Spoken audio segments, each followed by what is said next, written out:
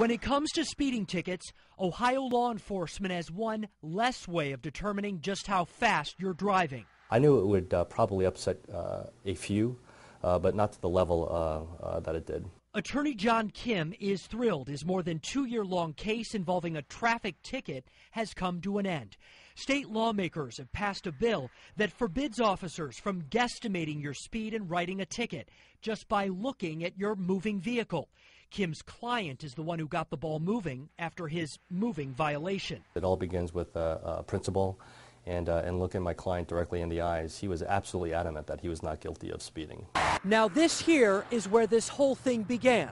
The driver was on Route 21 South when he was pulled over in Copley, and the officer told him he was getting a ticket based solely on his visual observation. It seems unrealistic to think that a police officer would be able to judge within 5 miles an hour. Many Ohio drivers don't like the idea, and attorney John Kim fought all the way to the state Supreme Court, where he lost last year.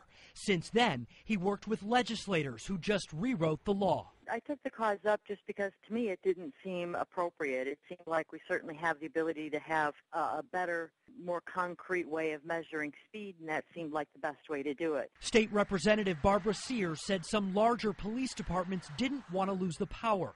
But the majority of state lawmakers felt differently and sided with Kim, who calls it a win for Ohio drivers. To presume that an individual, no matter what kind of training it is that he or she has, can delineate the difference between a motor vehicle traveling at, let's say, 55 miles an hour versus 56 miles an hour is virtually, it's human arrogance. In Akron, Mark Zinni, Fox 8 News.